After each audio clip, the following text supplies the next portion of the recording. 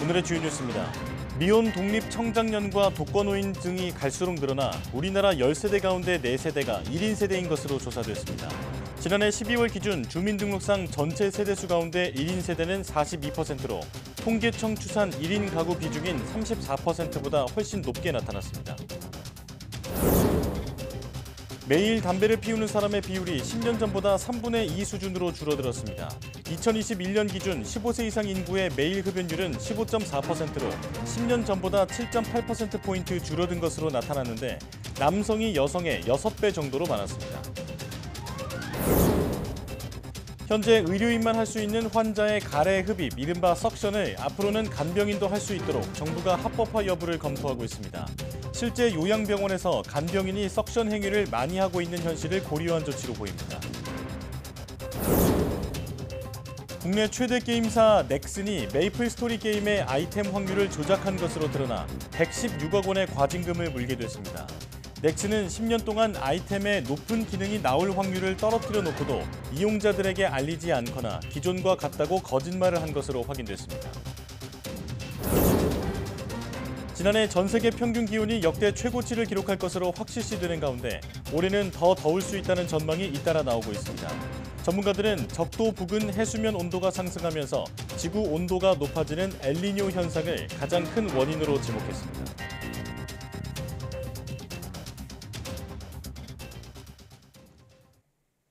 여러분 안녕하십니까? 사이언스 투데이 시작합니다. 미혼자와 독거노인 등이 갈수록 늘어나면서 전체 주민등록상 세대에서 1인 세대의 비중이 40%를 넘어섰습니다. 행정안전부 주민등록 인구 기타 현황을 보면 지난해 12월 기준 주민등록상 전체 세대 수는 2,391만여 개입니다. 이 중 1인 세대의 비중은 42%에 달해 전체 10세대 중 4세대 이상을 차지했습니다. 이는 통계청에서 추산한 지난해 1인 가구 비중인 34%보다 훨씬 높은 수치입니다. 가구 수의 경우 실제로 함께 살지 않아도 생계 등을 같이 하는 경우 1가구로 집계하지만 세대는 주민등록 주소지를 기준으로 구분하기 때문입니다. 이에 따라 실제 나홀로 삶이 얼마나 되는지 측정하는 데 있어서는 1인 세대의 비중이 1인 가구 비중보다 더 정확하다는 평가입니다. 산후조리원은 이제 산모 10명 가운데 8명이 이용할 정도로 출산 후 필수 코스가 됐습니다. 문제는 2, 3주 지내는 가격이 수백만 원에서 많게는 수천만 원까지 부담스러울 정도로 비싸다는 건데요. 자치단체 공공산후조리원이 대안이 되고 있습니다. 홍성욱 기자입니다. 강원도 화천에서 셋째를 출산한 김미래 씨. 산후조리원에서 눈에 넣어도 아프지 않을 태명 라봉이를 돌봅니다. 산모가 낸 비용은 0원. 화천군 공공산후조리원을 이용한 덕분입니다. 이제 조리원 비용 얘기하면 다들 진짜 애기 못 낳겠다고 그렇게 얘기하는데 진짜 너무 좋죠. 저는 더군다나 셋째다 보니까 이제 그런 금전적으로도 너무너무 만족하면서 조리하고 있어요. 지역에 주민등록을 두고 1년 이상 거주한 산모에게는 180만 원 조리원 비용 전액이, 1년 미만 거주한 산모는 절반이 감면됩니다. 한 번에 5명 산모와 아기가 지낼 수 있는데 안마침대와 의자, 반신욕기기 등 편의시설을 갖췄습니다. 간호사와 간호조무사, 피부관리사, 조리사 등 직원 14명이 근무하면서 1:1 수준의 산모와 신생아 간호 서비스를 제공합니다. 화천군이 산후조리원에 눈을 돌린 건 출산율 때문. 다른 지역보다 낮다고는 하지만 2018년부터 출산율이 점점 줄기 시작해 2021년 1.2명까지 떨어졌는데 공공조리원이 문을 열자 예년 수준을 회복하고 있습니다. 아이들을 잘 키울 수 있는, 아기들이 행복해질 수 있는 그런 정책들을 많이 펴고 있는 것 같습니다. 그거하고 맞물려서 저희 조리원도 평가가 좋아지고 있는 것 같습니다. 개원 2년 만에 벌써 200여 명 산모가 다녀간 화천 공공산후조리원. 출산가 전 경제적 부담을 줄이고 출산율까지 견인하는 효과를 톡톡히 보고 있습니다. YTN 홍석입니다. 매일 담배를 피우는 사람의 비율이 최근 10년 사이 크게 줄었습니다.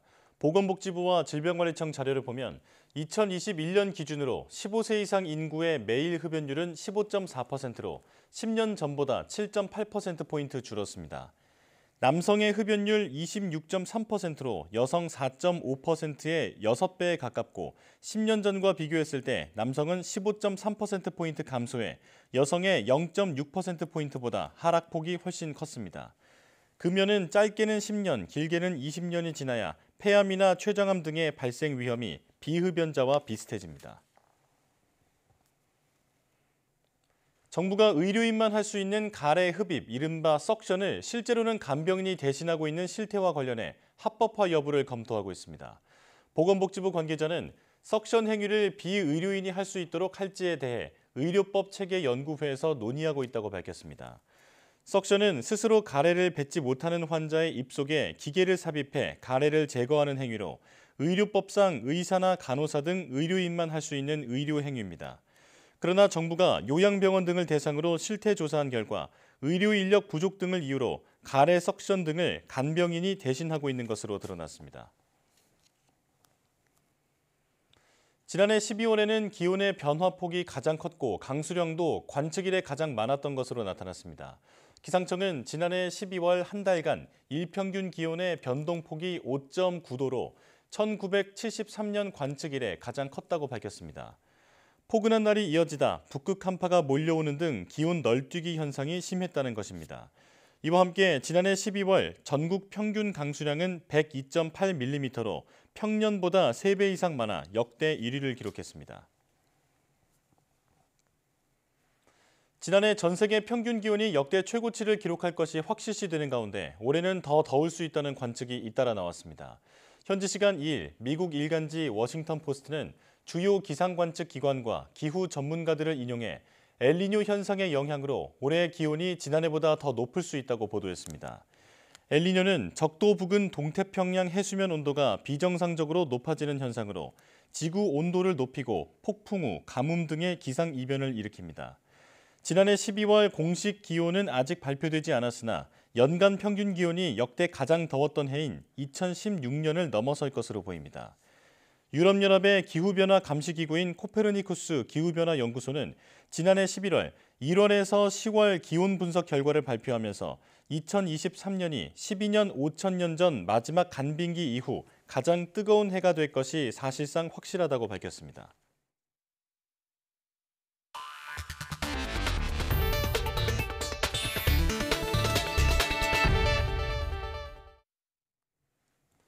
천마는 예부터 고혈압이나 두통, 신경성 질환의 효능이 있는 것으로 알려졌는데요. 특유의 불쾌한 냄새 때문에 섭취를 꺼리는 소비자가 많았습니다. 그런데 냄새를 제거했더니 효능도 더 커진다는 연구 결과가 나와 주목됩니다. 최명신 기자가 보도합니다. 통통한 애벌레를 닮은 천마는 참나무 둥지에 기생하며 자라는 난초과 식물입니다. 동의보감이 허암과 어지러움에 좋다고 기록할 정도로 예로부터 고혈압이나 두통, 신경성 질환에 널리 활용됐습니다. 그러나 특유의 퀴퀴한 냄새 때문에 상한 게 아니냐는 오해를 받는 등 소비자 선호도는 높지 않습니다. 천마는 몸에 좋다는 걸 소비자들이 알고 있지만 고유의 향 때문에 소비자들이 먹는 것을 좀 꺼려하고 있습니다. 냄새 주범은 천마가 야생동물과 유해군으로부터 자신을 지키기 위해 분비하는 파라크레졸이라는 성분입니다. 이에 농진청이 천마의 좋은 성분은 그대로 유지하면서도 냄새만을 따로 분리해 제거하는 흡착 기술을 개발했습니다. 또 추가 연구를 통해 냄새를 제거한 천마 추출물이 뇌신경 보호에 탁월한 효과가 있다는 사실도 밝혀냈습니다. 동물 실험 결과 뇌 도파민 전구체 발현이 50% 증가하고 뇌신경을 죽이는 단백질은 30% 억제돼 특히 파킨슨병에 도움이 되는 것으로 나타났습니다. 냄새 없앤 천마를 파킨슨병 동물에 투여하여서 뇌 보호 효과가 50% 증가한 것을 확인하였습니다. 국내 파킨슨병 환자는 2016년 9만 6천여 명에서 2020년 11만 1천여 명으로 매년 꾸준한 증가세입니다. 현재 파킨슨병 치료제는 오랜 기간 사용할 경우 합병증 유발 우려가 있어 천마가 보조 치료약물로 기대를 모으고 있습니다. 천마의 기능성이 강화가 되면은 그만큼 천마에 대한 경쟁력이 높아지기 때문에 농가들에게는 많은 소득을 올릴 수 있는. 농진청은 냄새를 제거한 천마로 특허 등록을 마친 데 이어 민간 기업의 기술을 이전해 다양한 천마 제품이 소비자를 만날 수 있도록 한다는 계획입니다. YTN 최명신입니다. 국내 최대 게임사 넥슨코리아가 메이플스토리 게임의 확률형 아이템의 확률을 조작했다가 116억 원의 과징금을 물게 됐습니다. 확률을 떨어뜨려 놓고도 이용자들에게 알리지 않거나 변동이 없었다고 거짓말을 했다는 이유입니다. 이승은 기자가 보도합니다. 2003년 출시된 넥슨의 메이플스토리입니다. 캐릭터 장비의 능력을 높이기 위해서는 큐브 구입이 사실상 필수적입니다. 어떤 능력이 있는지 운에 맡겨야 하는 확률형 아이템으로 하나에 1,000원에서 2,000원대인 큐브를 1년에 2억 8천만 원어치 산 사람도 있을 정도입니다. 2021년 확률형 아이템 정보 공개 문제가 불거져 공정위가 직권조사한 결과 넥슨이 2010년 이후 10년간 확률을 조작해온 것이 드러났습니다. 출시할 때보다 기능 출현 확률을 떨어뜨렸고 이용자들이 선호하는 중복 기능 출현 확률을 0%로 만들어버린 겁니다. 문제는 이런 점을 알리지 않거나 기존과 같다고 거짓 공지한 점입니다. 슬롯머신으로 따지면 777 잭팟이 절대로 터지지 않도록 조작해놓고 그 사실을 유저에게 전혀 공지하지 않았습니다. 인형 뽑기로 비유하자면 분명 좋은 인형이 많이 나온다고 이벤트를 약속하였으면서 잠정적으로 이미 확률을 낮춰놓았기 때문에 저는 결국 그 점에 있어서 완전 이중으로 속은 것이죠. 버블파이터 게임에서도 소비자들을 속인 행위가 적발됐습니다. 공정위는 넥슨에 향후 금지 명령과 함께 과징금 116억 원을 부과했습니다. 전자상거래법 적용 사례 중 가장 많은 액수입니다. 2018년에도 확률형 아이템으로 제재를 받은 적이 있고 장기간이었다는 사유가 고려됐습니다.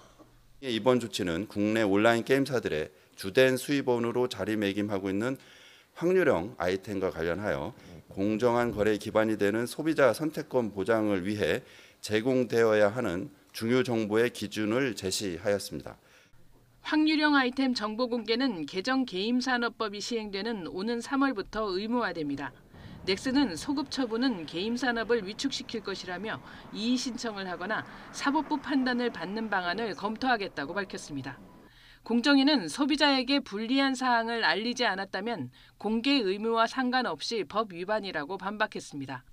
또 확률 조정은 할 수 있지만 그 내용은 소비자에게 당연히 알려야 한다고 강조했습니다.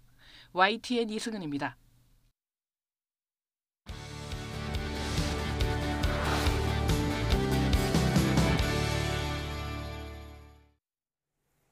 번데기에서 갓 나온 나비를 보면 처음에는 날개가 구겨져 있지만 시간이 지나면서 말끔하게 펴지죠.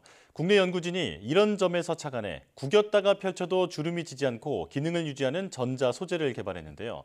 다양한 형태로 변형이 가능한 새로운 개념의 디스플레이에 적용 가능할 것으로 기대됩니다.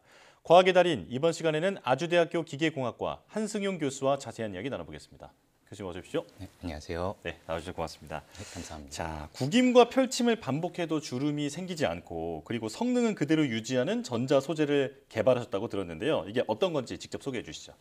네, 저희 연구팀이 개발한 전자장치는 구김과 펼침을 반복해도 주름이 생기지 않고 스스로 펴는 능력을 가집니다. 네. 이 기술은 나비의 우화 과정에서 나비가 날개에 생긴 수많은 주름을 펴는 과정에서 영감을 받아 설계하였습니다. 네. 개발한 장치는 2개의 얇은 폴리머층과 나노 소재로 구성된 복합 소재라고 할 수 있습니다. 여기서 중요한 역할을 하는 폴리머층은 형상기억 폴리머를 사용하였습니다. 이 여러 층의 조합이 전자장치를 구겼을 때 발생하는 주름을 스스로 펼 수 있는 능력을 가능하게 합니다. 이러한 능력은 전자장치의 유연성과 내구성을 높이는 데 핵심적인 역할을 합니다. 네. 그런데 이게 어떻게 생겼는지나 이런 것이 구체적으로 좀 그려지지 않다 보니까 좀 궁금한 게 이 장치를 뭐 어떤 필름 같은 거라고 불러야 되나요? 아니면 장치라고 불러야 할까요? 이 장치는 복합 소재라고 부르면 될 것 같습니다. 네. 전자장치의 기능을 수행하면서 동시에 유연한 필름 형태를 취한다고 할 수 있습니다. 이는 전통적인 단일 재료 필름과는 구분이 됩니다. 네. 폴리머와 나노 소재의 통합으로 구성되어 있으며 이는 기존 필름의 유연성을 유지하면서도 반복적인 구김에 강한 내구성을 제공합니다. 또한 나노 소재에 열을 가해 스스로 주름을 펼 수 있는 기능을 가집니다. 따라서 이는 단순한 필름이 아니라 고유한 특성과 기능을 가진 혁신적인 복합 소재라고 할 수 있습니다. 네, 복합 소재라고 말하는 게 가장 정확할 것 같다. 네. 자, 그렇다면 이게 정확히 어떤 원리로 지금 말씀하신 것처럼 구기거나 펼침을 반복해도 주름이 생기지 않는 건지 이제 설명을 해주실까요? 이 장치는 열을 이용해서 자동으로 펴지는 독특한 원리를 가지고 있습니다. 네. 우선 나노 소재에 전류를 흘려보내면 열이 발생하게 되는데요. 이 열은 폴리머층에 전달이 되고 형상기억 폴리머가 활성화되어 장치가 스스로 펴지게 됩니다. 네. 여기서 발생하는 열은 대략 40도 정도가 되는데요. 이 온도는 사람이 느끼기에 따뜻한 정도입니다. 네. 형상기억 폴리머는 열에 반응하여 원래의 형태로 돌아가는 능력을 가집니다. 그래서 이 소재가 구겨진 후 열을 받게 되면 원래의 평평한 상태로 복원되는 것입니다. 이 과정을 물리학적으로는 열적 활성화라고 부르는데요. 재료과학에서 매우 흥미로운 현상 중 하나입니다. 네. 조금 더 구체적인 질문을 드리면 이게 소재 자체가 자동으로 펴지는 특성을 갖고 있는 건지 아니면 전기를 통한 열로 이렇게 펴지는 어떤 자극을 주는 건지 궁금합니다. 예, 개발한 전자장치의 핵심은 바로 형상기억 폴리머 소재의 독특한 특성에 있습니다. 네. 이 소재는 자체적으로 원래 형태로 복원하는 능력을 가지고 있어 구겨진 후 열이 가해지면 자동으로 펴지게 됩니다. 여기서 전기를 통한 열은 이 복원 과정을 촉진하는 역할을 합니다. 즉 전기적 열원은 소재의 형상 복원 능력을 활성화시키는 촉매와 같은 역할을 하고 이를 통해 소재는 구겨진 상태에서 원래의 평평한 상태로 빠르고 효율적으로 돌아갈 수 있습니다. 네. 자, 조금 전부터 설명에서 형상기억 폴리머라는 단어가 등장하는데 형상기억 합금이라는 말은 저희가 또 많이 다뤄봤거든요. 그런데 형상기억 폴리머 말이 좀 어려운데 구체적으로 설명해 주실까요? 네, 형상기억 폴리머는 온도 변화에 따라 그 형태를 기억하고 복원할 수 있는 특별한 종류의 소재입니다. 이 소재는 특정 온도에서는 부드러워지고 상온에서는 단단해집니다. 네. 즉 하나의 물질, 단물질에서 서로 다른 단단함을 구현할 수 있는 흥미로운 물질입니다. 저희 연구팀이 사용한 형상기억 폴리머는 대부분 폴리우레탄으로 구성되어 있는데요. 이 폴리우레탄은 학교나 공원의 놀이터에 사용되는 푹신한 바닥을 생각하시면 됩니다. 압력에 의해 변형되었다가 원래 상태로 되돌아가는 것과 굉장히 유사합니다. 이처럼 우리 주변에서 쉽게 찾아볼 수 있는 소재이고 항공우주 분야나 의료 분야에도 다양하게 활용되고 있습니다. 부드러웠다가 단단해졌다가 이게 변형이 자유로운 소재다 이렇게 말씀해 주셨는데요. 자, 그런데 제가 처음에 오프닝에서도 언급을 했습니다만 나비의 그 우화 과정에서 영감을 얻으셨다고 들었습니다. 구체적으로 어떻게 되는 건지 설명을 해주실까요? 네, 저희 연구팀은 나비의 우화 과정에서 큰 영감을 받았습니다. 나비가 우화하기 전에 날개 크기에 비해 협소한 번데기 안에 날개를 구긴 상태로 존재합니다. 이 상태에서 날개는 체액에 젖어 있기 때문에 구겨져도 손상을 받지 않는 상태입니다. 나비가 우화하면서 체액이 증발하고 이 과정에서 날개의 주름들이 펴지며 단단해져서 비행에 적합한 상태가 됩니다. 저희는 이 자연적 과정을 모방하여 주름이 생겼다가 스스로 펴지는 기능을 가진 전자장치를 개발했습니다. 그렇군요. 자, 그런데 이제 성능에 대한 질문을 드리고 싶은데 반복해서 여러 번 접어도 크게 뭐 주름이 지지 않는다라고 하면 이게 몇 번까지 접어도 괜찮은 건지 궁금합니다. 네, 개발한 전자장치는 500에서 800회 이상의 구김과 펼침을 견뎌내며 성능 저하가 거의 없었습니다. 특히 형상기억 폴리머는 수만 번의 반복 테스트에서도 원래 성능을 유지하였습니다. 열을 발생시키는 나노 소재 부분에서는 초기 성능의 약 95% 정도를 유지했는데요. 이는 전자장치로서 충분히 성능을 보장하는 수준입니다. 향후 상용화를 위해서는 더 많은 반복 테스트를 계획하고 있고 이를 통해 내구성을 더욱 강화할 계획입니다. 그런데 사실 저희가 주목해야 할 부분은 800회라는 숫자보다 접힘의 정도입니다.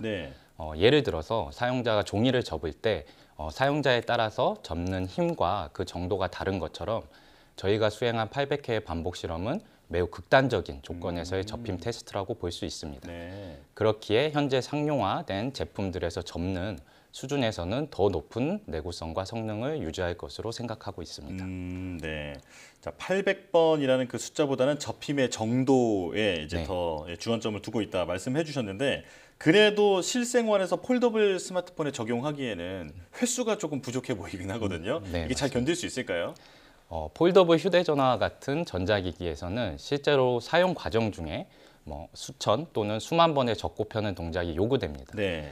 이에 비해서 800회의 접힘 테스트는 초기 내구성을 평가하는 데는 굉장히 유용할 수 있으나 실제 제품에 적용하기 전에는 아직 더욱 광범위한 사이클 테스트가 요구됩니다. 예.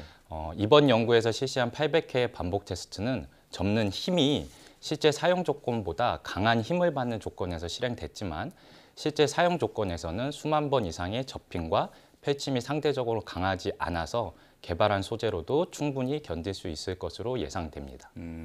그리고 이제 기존의 폴더블 스마트폰은 이미 접히는 부분이 고정되어 있는데요.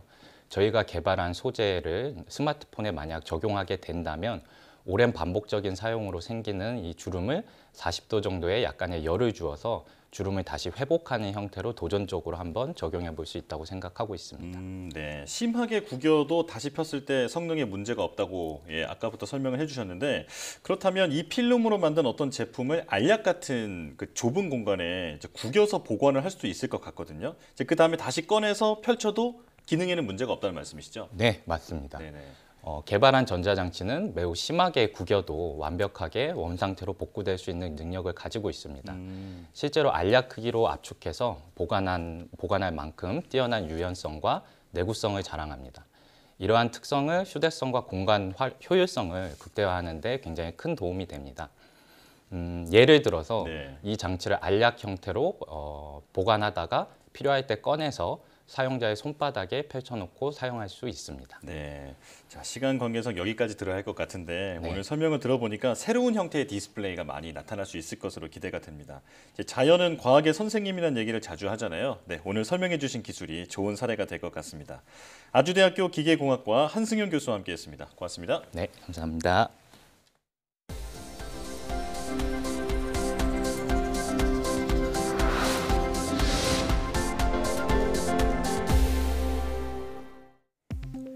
동물 플랑크톤의 일종인 화살벌레가 5억 년 전에는 바다의 최상위 포식자였을 것이라는 연구 결과가 나왔습니다. 극지연구소가 이끄는 국제공동연구팀은 2016년부터 6년 동안 북그린란드 화석산지에서 평균 길이 10에서 15cm에 달하는 원시 화살벌레 화석 13개를 찾아 분석한 결과 이렇게 나타났다고 밝혔습니다. 연구팀은 운석을 분석할 때 쓰는 전자현미 분석기를 활용해 화살벌레 내부 장기와 근육다발 구조 등을 찾아냈습니다. 그 결과 거대 원시 화살벌레 안에서 다른 절지동물의 파편 화석이 발견됐으며 약 5억 년 전 화살벌레는 다양한 해양동물을 잡아먹던 최상위 포식자였을 것으로 보인다고 연구팀은 설명했습니다. 인터넷 게임을 많이 하면 뇌 기능이 떨어질 수 있다는 연구 결과가 나왔습니다. 삼성서울병원 최정석 교수팀은 인터넷 게임 중독 치료를 받은 적 있는 18세에서 39세 환자 20여 명과 대조군 20여 명을 대상으로 검사한 결과 이렇게 나타났다고 밝혔습니다.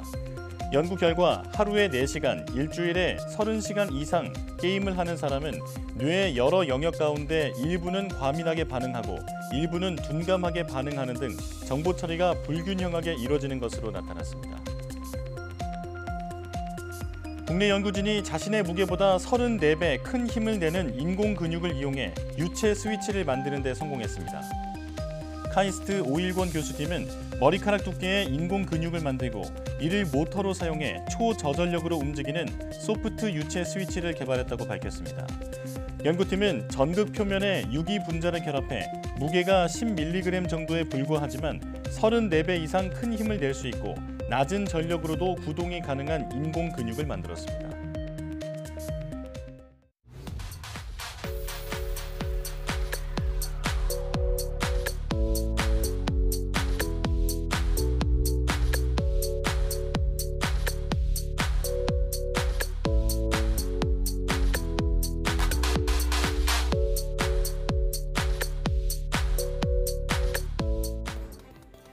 매일 담배 피우는 사람이 10년 새 크게 줄었다고 하죠. 국민 건강 측면에서 다행스러운 현상입니다만 흡연율을 보면 남성이 여성보다 6배 정도 많은 것으로 나타났습니다.